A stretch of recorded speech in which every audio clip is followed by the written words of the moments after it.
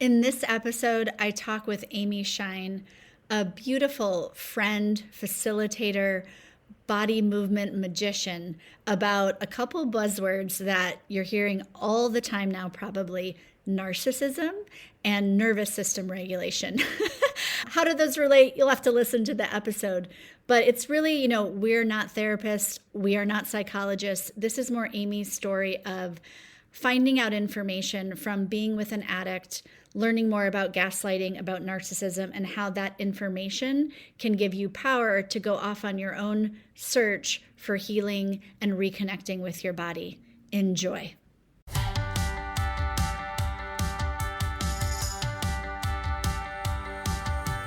Welcome to the Shift Your Vibe to Thrive podcast. My name is Emily Evans Russell, and I'm a single mom, multiple six-figure business owner, and master mindset and energy coach. I created this podcast with two main targets. One, to give you practical tools so that no matter where you are in your life right now, you not only know that things can shift, but you know how to make them greater. And two, to change your frequency so that you become an energetic match for everything you desire. I'm talking your relationships, your finances, your success, all of it. Think of this podcast as your weekly energetic upgrade with a mix of subconscious mind hacks, ways to quantum leap, and consciousness shifts. A place where you learn to sculpt your reality and actually finally truly have the magical life you deserve and one that works for uniquely you. Are you ready to uplevel your reality? I think I hear yes, so sit back, relax, and enjoy the ride. Thank you so much for being here. And now let's go to the show. Amy, thank you so much for being here today so we can chat. Thanks, Emily. So we were talking about different things that we could do for the podcast. And we're like, but there's so many things we can talk about. And we chose a topic for today, which is you're seeing it everywhere. It's like a buzzword of narcissism. And you actually have a lot of information on this and a really unique perspective. So I'd love to start the conversation by asking you, how did you get interested in the topic of narcissism? And how did you find it? And what do you know? And what are some of like the misconceptions? Because people are using that term so often, what do you know about it? Yeah, thank you. Yeah, it is a big buzzword at the moment. And whenever people start making these words, like throwing these words around, I always get very curious on like, what is that? And funny enough, the first time that word was kind of thrown into my world was years ago. I was having a session with someone, like I was getting facilitated, and I said something about my father, and she said, "Oh, very narcissistic." And I remember at that time being like, "What did you just say about my father?" Got a little, like, the Irish in me was like, did she just call Yeah. my father a narcissist? And I think that's the danger, is that we throw these words around and we label people with these like terms and we don't have enough information. So for me, whenever someone says, "Oh, this person is narcissist," then I actually, what I do is I go and get educated on that, because I believe that information is really power. Information is so important, and getting educated on what people are like. If someone's saying, well, they're a narcissist or they're an addict or they're this, I like, okay, let me look at this. What's gaslighting? Lots of people say, well, they gaslit me. And I'm like, well, what did they? Like, how do you know? And so I really just began a journey. I think it began with getting more educated first about gaslighting. And then that led me into narcissism. And I just started reading about it really. Can you talk about those two things? Like for people listening of, I think a lot of people kind of know what gaslighting is now because it's been in the media a lot, but can you talk a bit about what that is and why that like linked to narcissism and what you found out there? Well, gaslighting is whenever someone is invalidating your being. They're getting you to doubt yourself, doubt your knowing, doubt your awareness. And the purpose of someone gaslighting you is so that they can get power over you and control over you. And then someone who is a narcissist, they function also from a place where they just want power and control over you. Actually, it's not just you, it's over many. They just want more and more power and control. So they do kind of go hand in hand. And when I left my relationship last year, that's when the gaslighting and the narcissism started. And that's when I was like, it was very obvious to me that he was trying to gaslight me and it didn't work. But that's when I just got more interested in it. And then I did want to just look at like, well, is he, it was very conflicting for me because when I was in relationship with him, he was very kind, he was very caring, he was very generous. Yes, of course, there was control there, both sides of us, but it didn't really show up in full force until I left him.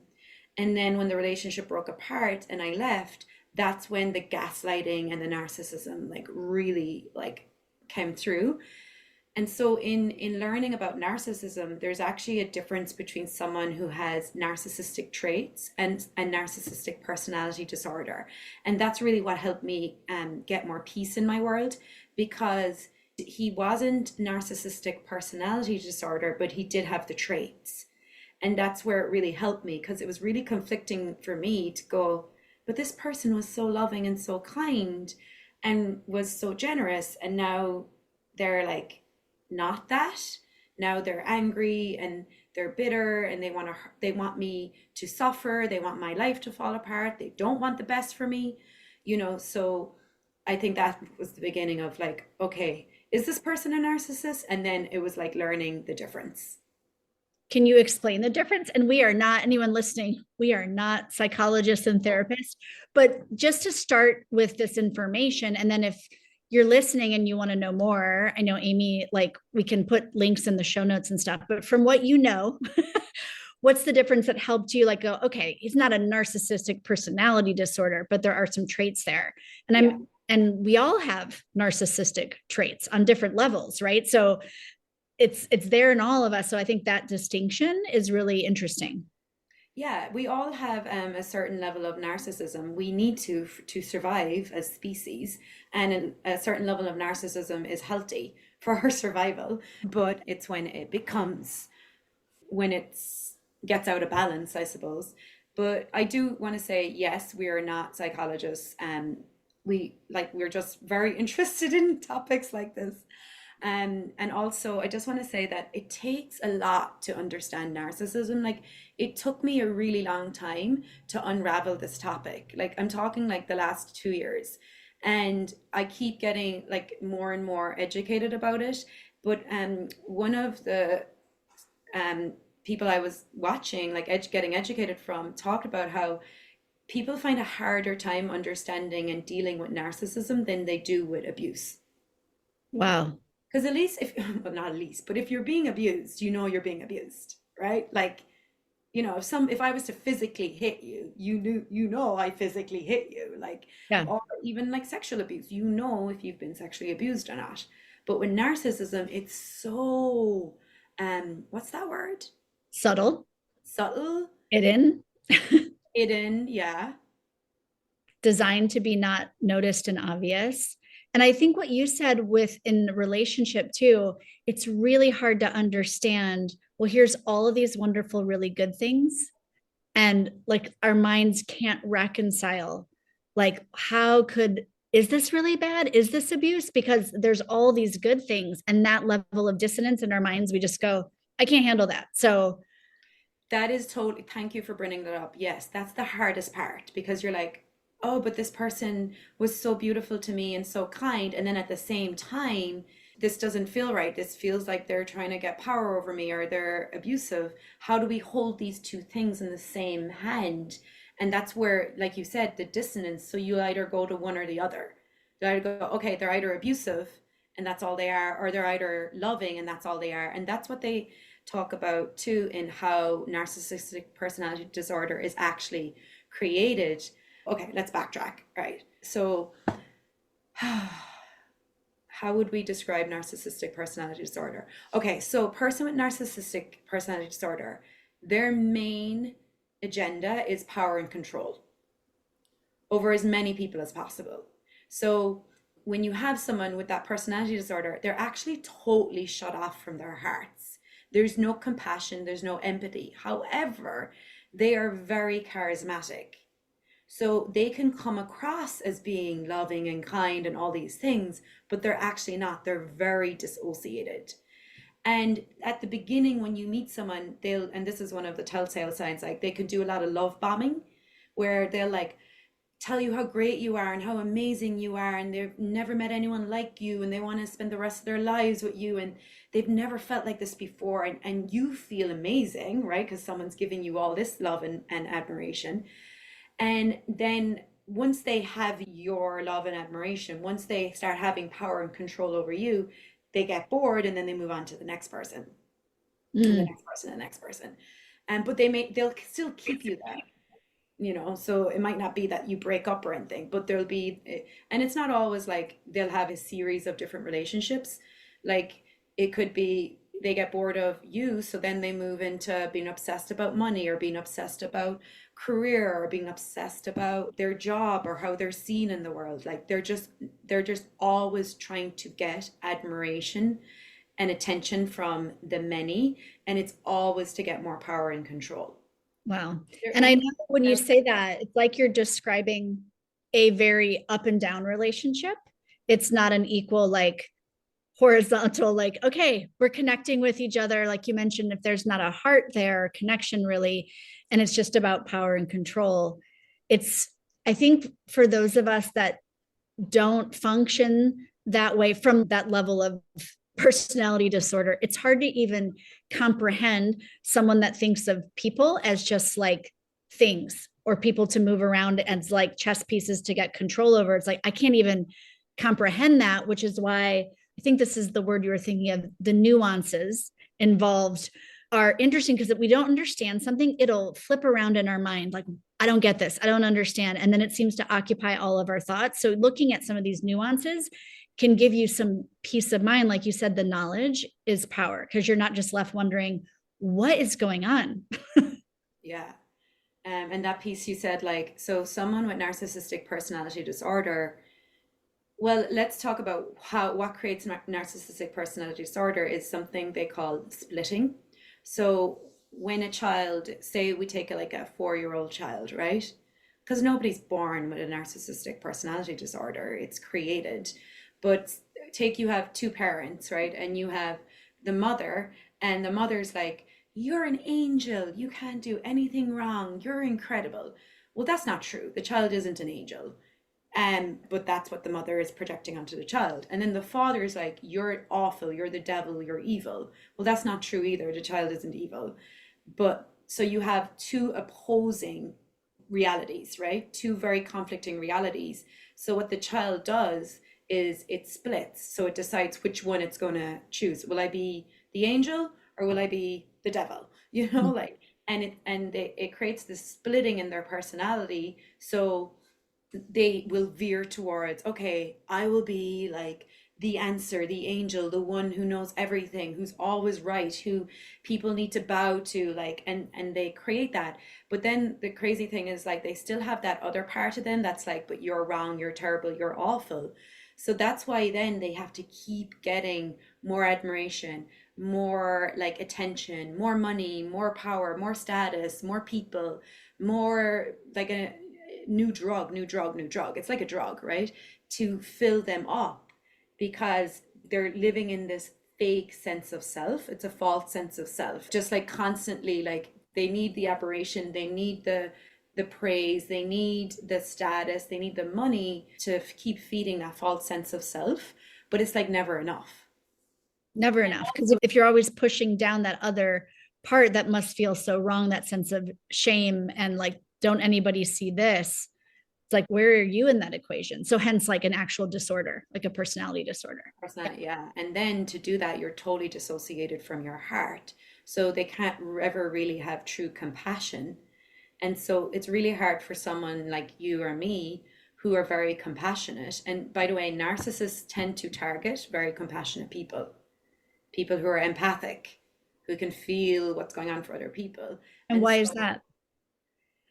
oh God. I guess because like, well, because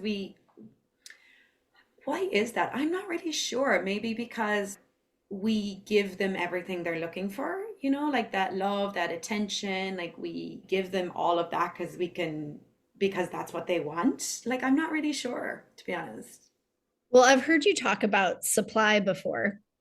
And do you want to mention that? Because I see that in a way of, well, I don't want to give up being compassionate, but I also don't want to put myself in a position where, like, hey, I'm a great target for this. so Yeah. so it's like, if you have a lot of that to give, you're giving a lot of energy, a lot of supply to a person that needs that, in that vertical relationship of, okay, I'm up here, you're down here, but keep feeding me because I need that. So with that, I mean, how do we keep, if someone listening is like, okay, I like to function from being aware of what my body is saying, what my heart is saying. And like for you, how has this information helped you to go, okay, going forward in future relationships, I now know what to look for and not have to give up that part of me either. Yeah. Like knowing the red flags is really important. Like I would say, and we need to talk the difference between narcissistic traits as well. But like knowing both of them can really help because you still, whether you don't want to get into a relationship with someone with narcissistic personality disorder, but you also don't want to get into a relationship with someone with a lot of narcissistic traits either. Um, the traits aren't as bad. Like you can kind of break someone with narcissistic traits, but you don't want to take that on as your job. Being a compassionate, empathic, loving person, you should have someone in your life who's also just as compassionate and empathetic and loving. So there's a couple of things from like you want to get educated on what narcissism truly is, right? Listen to podcasts, read books, get educated so that you understand what this is. Listening to today's podcast will help, but it's just the beginning. I really had to go into this and really look at it and pick it apart as well because it's like again, it's so subtle and hidden and deceiving. And Mm-hmm. so knowing the red flags of narcissism really helps. But also what I would say is, when you meet someone, your initial awareness, your initial knowing about that person, your body will tell you. But a lot of us have learned to not listen to our bodies. We don't trust our bodies. We don't trust our knowing. So that's where this year, last year, I really went on a journey of healing my nervous system and regulating my nervous system because I would say I did have initial knowing about certain people in my life that came into my life. I had an initial knowing of like, don't go there. This, and even back when I was 21, I met a guy when I was in Ibiza and he's a narcissist. Recently, his best friend said to me, well, ex-best friend. And it's so funny because you'll even see it in friendship, guys. Like, Yeah. so they were two best friends. One was narcissist, one was beautiful, kind, compassionate, loving, two guys, right? And recently, and I'm still friends with the beautiful, kind, compassionate one. And we were talking, and I brought this guy up, and he's not friends with him anymore. And he goes, Amy, he's a narcissist. And I was like, I got one, oh my God. I knew he was, but there was still this thing in me, but there's a good person in there, you know? Yeah. And but if I look back, I was only 21 and I knew the first time I met him, my radar was like, stay away from this guy. He's Hmm. trouble. But then they win you over, Emily. Like they charm you. They give you, there is an energy that they have that's very charismatic. And you have to look at too. So what I had to look at, what was that person offering me? So this is the thing about supply. They will be very charismatic. They may look really good. They may dress really well. They may speak really well. And they may be very intelligent. And you think they're offering you something, but you have to give up. There's something that they're offering that you give up you for. So if I look at that early relationship in my early 20s, he offered me protection, like Hmm. safety. That's what I thought at the time I was getting. But and in return, I gave him everything. All the love, all the admiration, all the kindness, all the like healing, all the everything. I gave him all my energy, right? Wow. And so that's the thing about supply, right? And then it's never enough for them. They're always it's like a drug. They're going to have to go somewhere else and get it somewhere else. And so I think if you look at like back at your relationships and even, my previous relationship, again, I asked like, what was he offering me?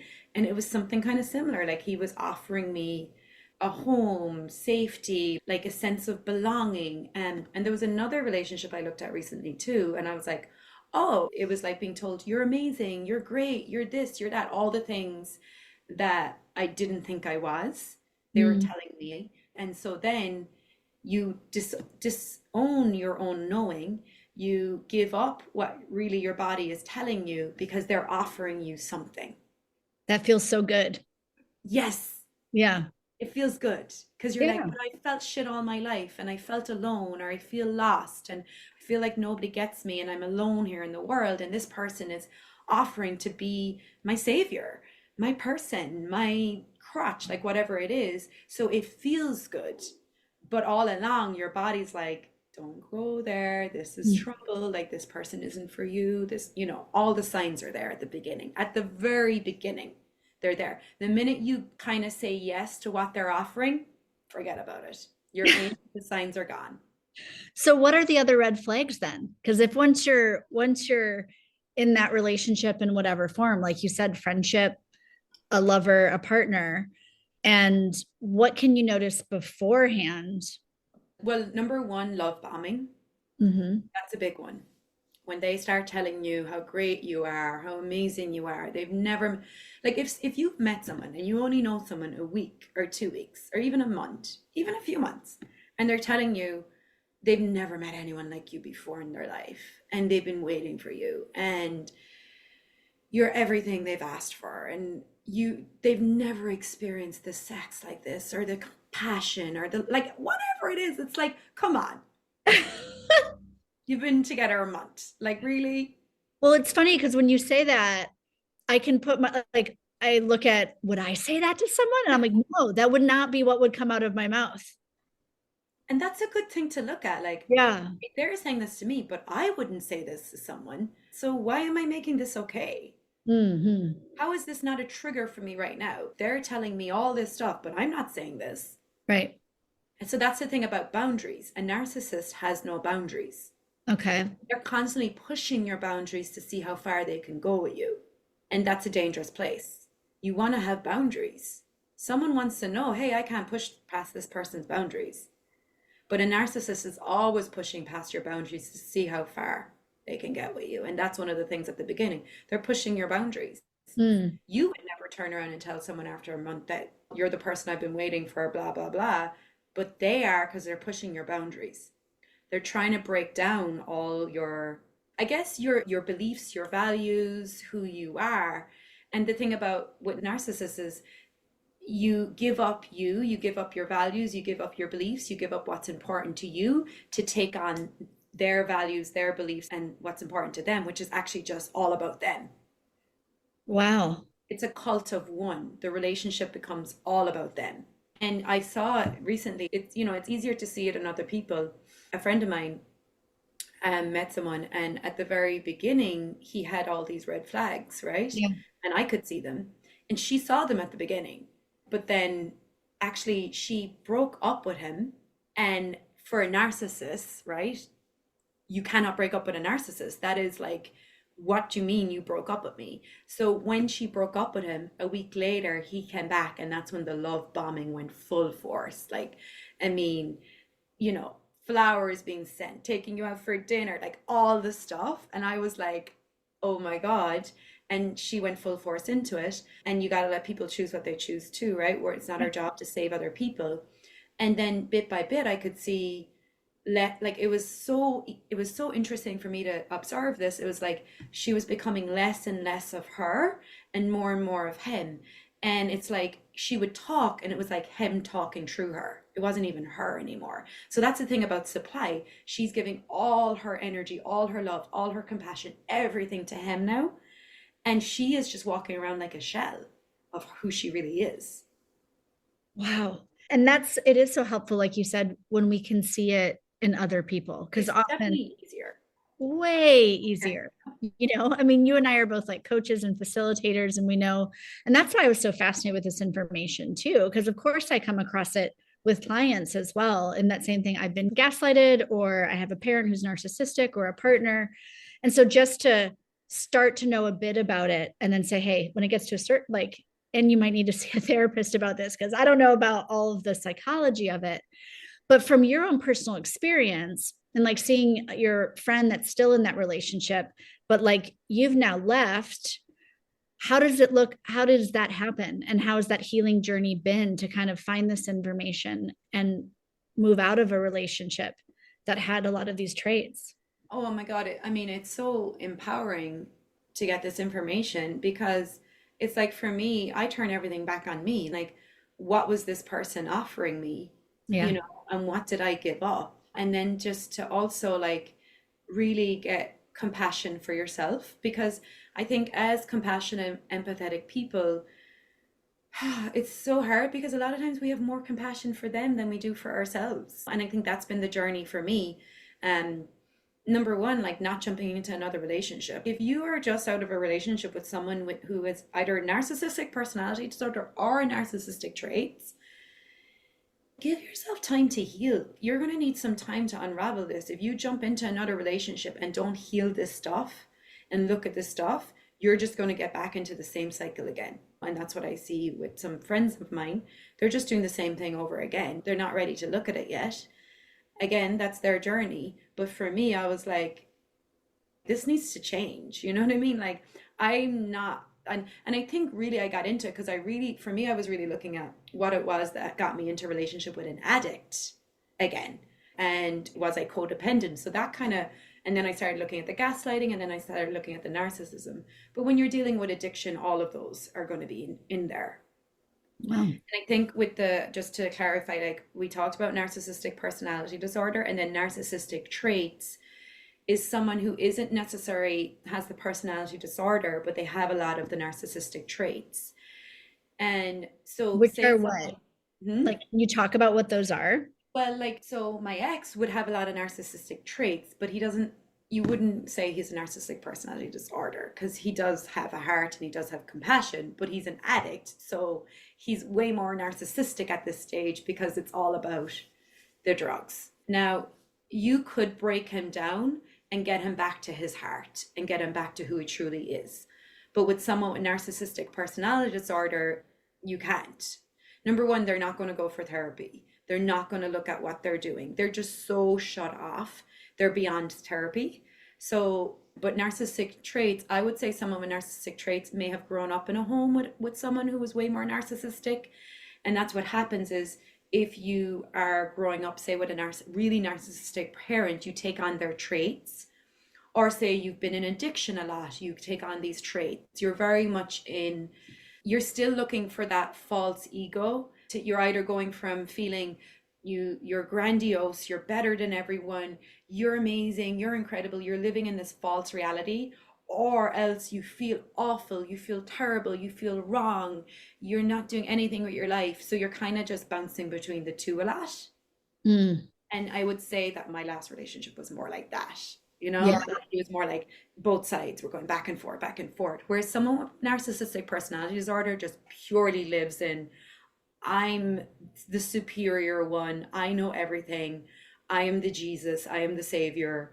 Bow to me. Right. So what other traits are there that it's kind of like being self-focused? Like, how did you notice that up and down, those like highs and lows?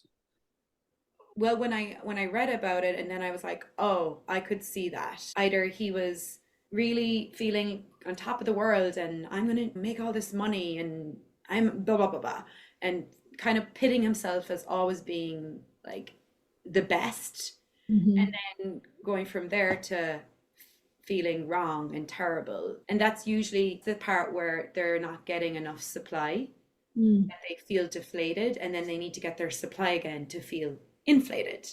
And usually, and the supply could be anything. The supply could be, sex, drugs, alcohol, money, praise, like growing your following, like whatever it is, like people on YouTube telling how amazing you are. Like, like if you're a boss and you have these traits, it could be just like, yeah, your employees constantly telling you how great you are, and you're better than all the other companies. It really is just like, yeah. You can see as you're talking, like how that addiction and narcissism are so like really go hand in hand as you're explaining that. Because if it's just about kind of like supply and not getting enough. And then there's that, okay, I need to do something to get more of it again. Yeah. It's like a Yeah. never ending loop. Yeah, the addiction could be a drug, or the addiction could be your business. The addiction could be money or sex.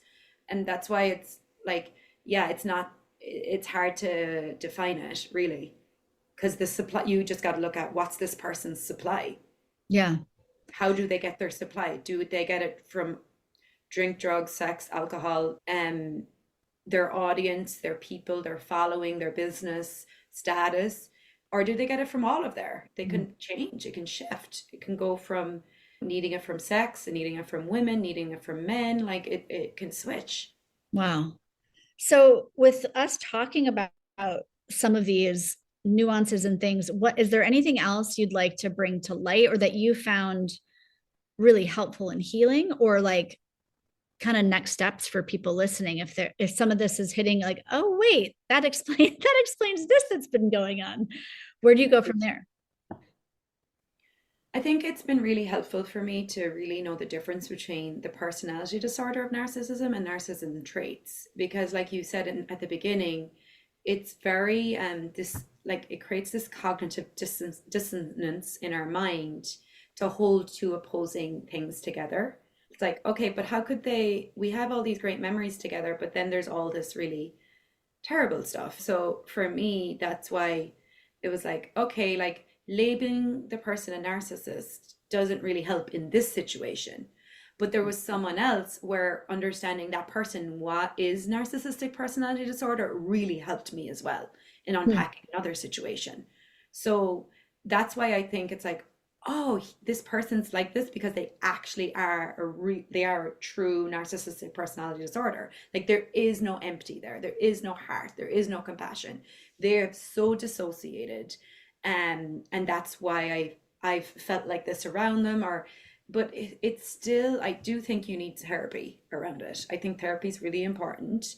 Finding someone who knows and is educated in this, because it's a lot to pick apart. So you kind of need someone, or else if you know someone who has been through it and walked themselves out of it, and you really need some support around you, because again, trying to unpack it all in your own mind it's very conflictual.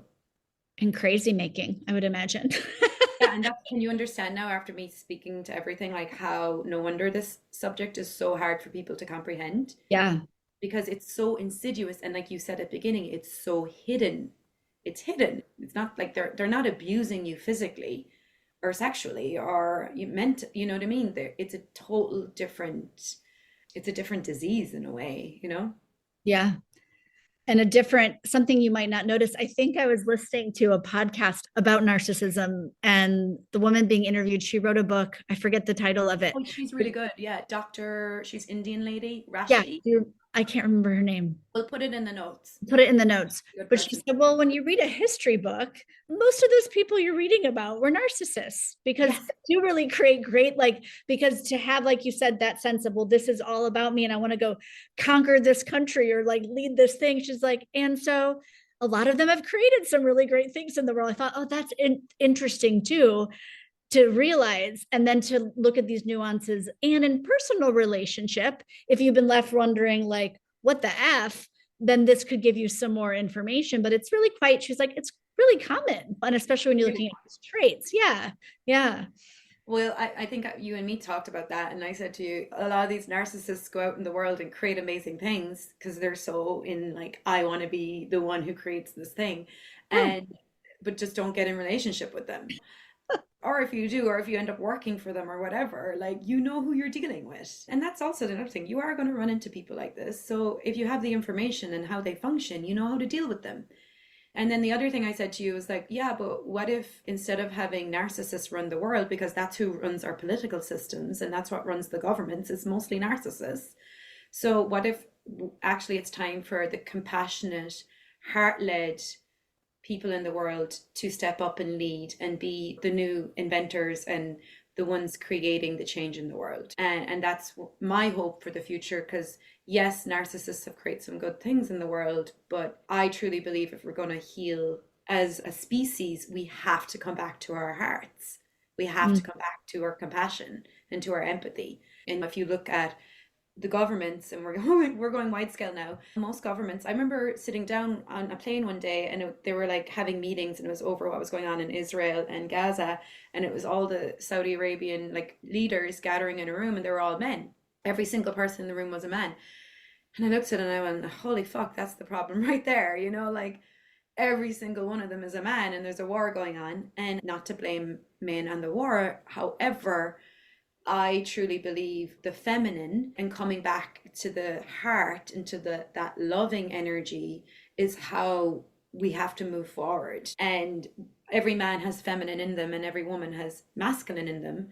So it's like, yes, narcissists have created a lot in the world, but if we're really going to actually create a lasting change, we have to come back to our hearts. Mm.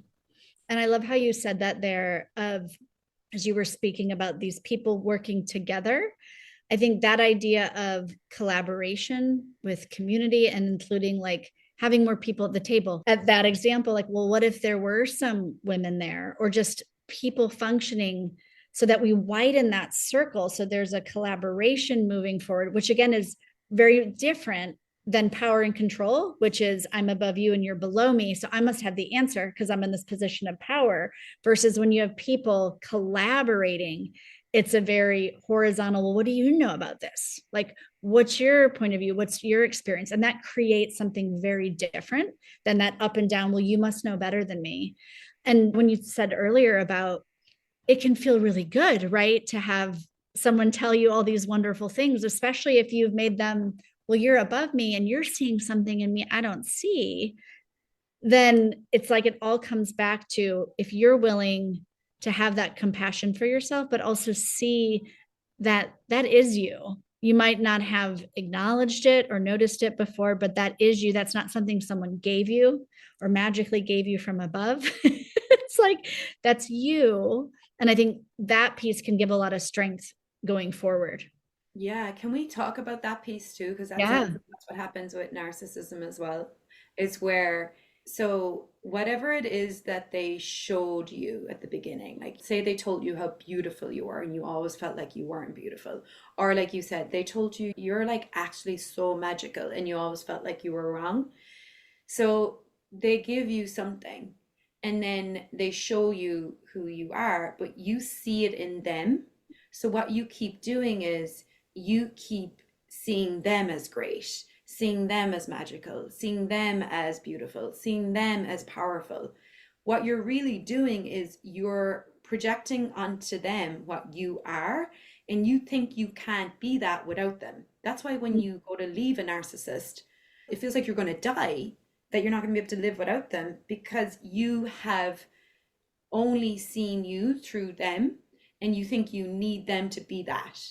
And so there's a massive like projection reflection thing going on. And the other thing is like you might think they're really loving and really kind and everything, but that's actually who you are. You're just putting it onto them and seeing it through them, but they're not that at all. Does that make sense? Yeah. And then not thinking you are that, or that you don't have that inside of you on your own. Yeah, and like, so say that you're actually the one who's really compassionate and they're not. You put all your compassion onto them, and then they look like to you like they're compassionate, but they're actually not. That was you all along. And then Wow. you think, if I leave them, I won't have this. But no, that was you all along. So that's a massive part of narcissism as well. I think there a term for it? I don't know. I thought there, I can't remember. I remember watching a video or something about that as well. And I think that was a holy shit moment for me as well, where I was like, yes, like I thought that everything they were showing me like, I was giving that to them. That's Yeah. more of the supply. Like you give everything you are, all that you don't think you are, that Yeah. they're telling you you are, but really you're already are it, and you're putting it all onto them, and then you're seeing it through them. So if you were to leave, they wouldn't be that at all. They only get it through you. You're their supply. They're lighter, they're brighter, they're greater, they're more powerful because of you. When you pull your energy out, all that energy comes out of them. Wow. That's the piece. It was you all along. It's you all along. It And was you it's not an outside source giving you that. Like that is you. It's been you all along. yeah, I love that. I yeah. love that. So is there anything before we go, like, I know you mentioned you've spent a lot of time with your body and your nervous system in this last year. Do you have any, like, why is that so important? Oh my God, that needs to be a whole other podcast. But Okay, okay, we can why do that? another one on that. I know you're such a body wizard. Is there, like, even just like a tool you could give someone now or practice that? Well, I just want to Yeah. first say, like, because that was, I did want to mention that on this podcast too about the nervous system. Okay, so the job of your nervous system is to keep your body safe. That's its job. So if you're out in the wild and you're running and there's a lion chasing you, the blood's going to start rushing to your heart. Your legs are going to start to fucking shake and you're going to start running, right? That's the job of your nervous system, to get you to safety. Now, when you've had a lot of trauma in your lifetime, like we all have, your nervous system gets dysregulated, and what it starts doing is starts reading everything as a threat. Mm. And what happens then, you're reading it all wrong. So for me, someone like that was actually would have been safe for my nervous system and would have been kind and good for me, I was not interested in.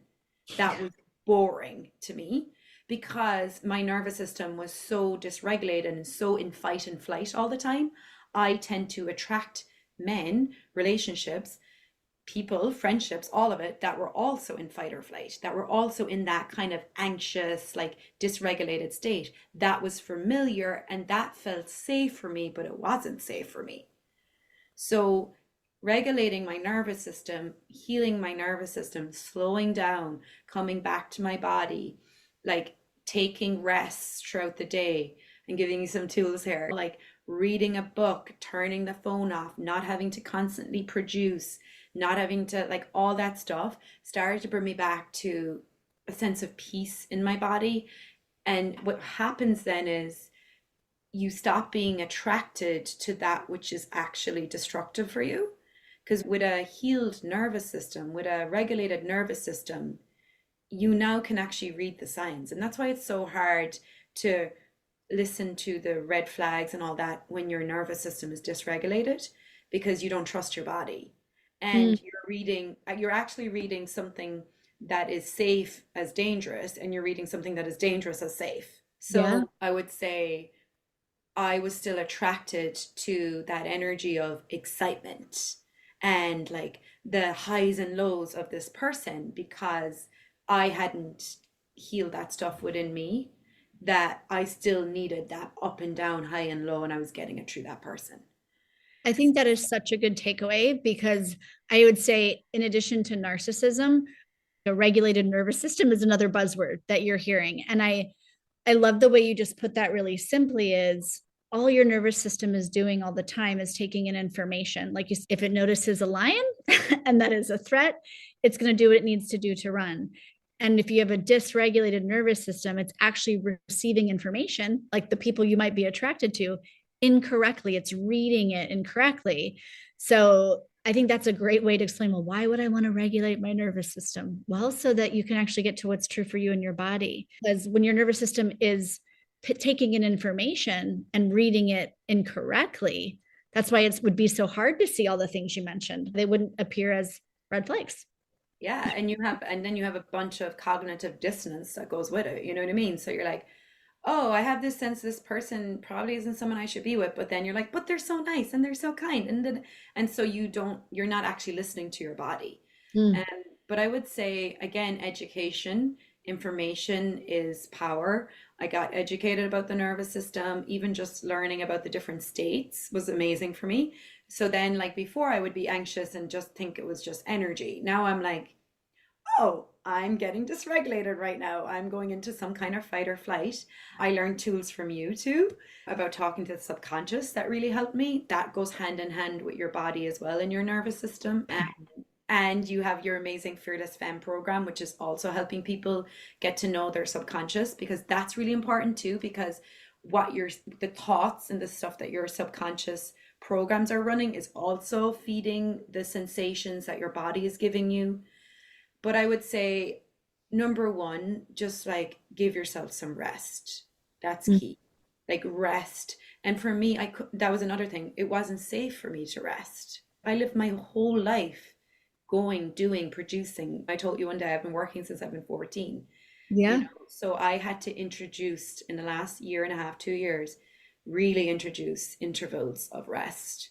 And at first it was like 10 minutes, 15 minutes. And so a lot with the nervous system is it's a slow like healing process. This Yeah. is called titration, where it's like the drip. You can't take someone who's got anxiety and tell them to lay down and meditate for an hour and lay down and be still. Because that would feel like a fire hose. A fire hose is something you can't receive. Like that sounds awful. That sounds like torture. Yeah. So you got to start with 5 minutes and then build it up. And that's the titration, drip by drip. And it's a beautiful process. Thank you so much, Amy. And like, we're going to have a dictionary of show notes beneath there, I think, with some of the things we mentioned. And I'd love to have you on again to talk about that. Because just even this little bit of how that rest and peace in 5 minutes can really contribute to all that we've been talking about, like getting back to you and your heart and in your body, where you can notice nuances and things going on around you and not be so shut off from it. Yeah. Yeah, it's so important. Yeah. And I'll send you the 2 main books I read and then a couple of podcasts that I recommend as well if people want to look into this more. That's wonderful. And where can people find you? You can find me at www.amyshine.net. And I have a monthly movement membership where I teach a lot of somatic practices and stuff for your nervous system. So that's the ongoing thing I have. And then you'll find me at Emily's retreats, upcoming retreats. And yeah, you can reach me on Facebook as well. Telegram. And I love your Instagram. I'm on Instagram. Yeah. Okay. We'll put those below too. Thank you so much, Amy. And thank you guys for listening. Thank you.